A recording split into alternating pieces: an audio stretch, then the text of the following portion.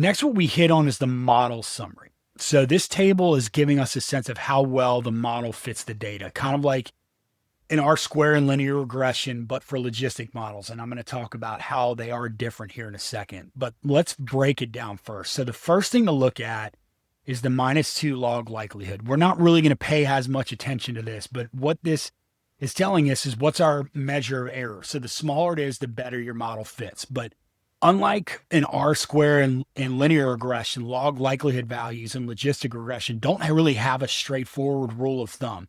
So really, here's how you need to think about them. The LL, the log likelihood, measures how well the model fits the data. It's a negative number, and the higher, in other words, less negative values indicate a better fit. So it's only meaningful when compared to a null model and as part of likelihood ratio tests, like what comes out of the Omnibus test. And that's essentially the derivative of what it does. Is there a rule of thumb? At the end of the day, since there isn't a hard cutoff, the pseudo R² are often much more of a more interpretable alternative to track the fit itself. So let me real quick hit on the specific note, because I've had this question a number of times from graduate students in the past before, where it says, anytime you see one of these footnotes, it's like, okay, that's a lot of interesting language. How do I interpret that? So it's saying here, estimation terminated at iteration number 6 because parameter estimates changed by at least 0.001. So what it's doing, and this is a good thing, what it tells us is we have further confirmation that our model has value.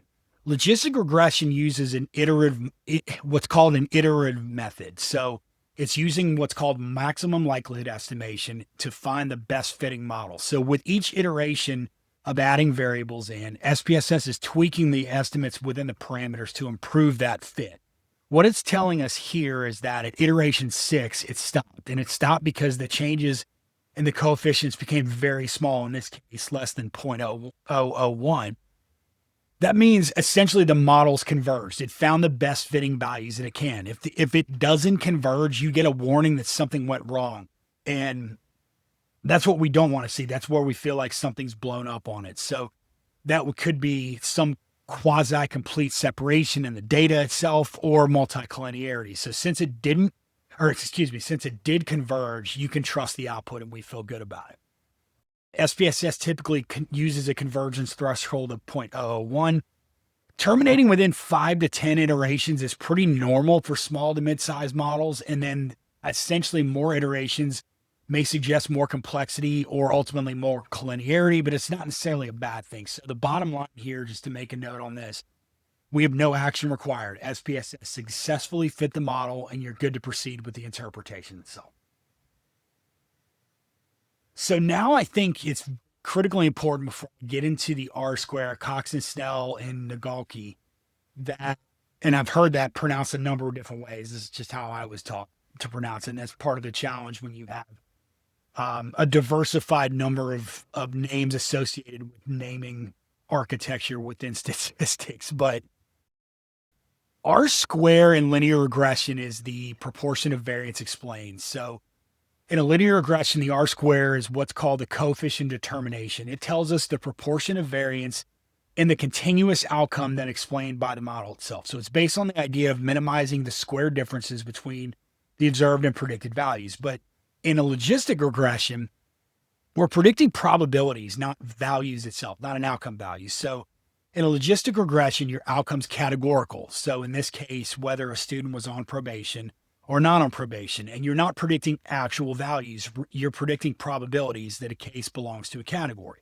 So what that's telling us is we can't use square differences in the same way because probabilities aren't on the same scale as a raw outcome like a GPA. And the notion of variance explained in a binary variable isn't meaningful in the same way. So instead, we have what's called a pseudo R². So instead of a traditional, we use a pseudo R². This gives us a sense, keyword here, sense of model fit. They are not directly comparable. Some popular ones that we're actually going to view in here. So the Cox and Snell, what that's doing is it's comparing the likelihood of the model to a null, but doesn't max out at 1. So it can go beyond 1, hence why there is no real rule of thumb. Nagelkerke is an adjusted version of Cox and Snell's that can reach 1 and is largely more interpretable because it actually has a fixed value. And then another that you're not going to see in SPSS, but is in Stata R, Python, other products or other platforms, that is based on log likelihoods. These are values between 0.2 and 0.4 and are considered very good. So think of these like indicators of fit, but not percentage of variance explained. As we go back to the table here. So specifically what we have in the model itself are Cox and Snell R², again, noting that this is a value that can extend beyond 1, unlike the R² linear regression. So think of Cox and Snell like an R² in linear regression, but it has an upper bound that is less than 1. So it tells us that about 12.4% of the variation in probation status is explained by the model that we generated. Versus the Nagelkerke, what it's doing is it's adjusting the Cox and Snell R² here so that it can go all the way up to our maximum value of 1. This is the number you'd better report as the pseudo R². So what that then is telling us is our model explains about 22% of the variation in academic probation status. So this isn't bad at all. For educational, social science, or retention models, even 10 to 20% R², pseudo R²s are quite meaningful, especially for a binary outcome. So in student success models, that's actually pretty solid. It means we've captured nearly a quarter of the story using things that have great variability like ACT scores, tutoring, and demographic variables.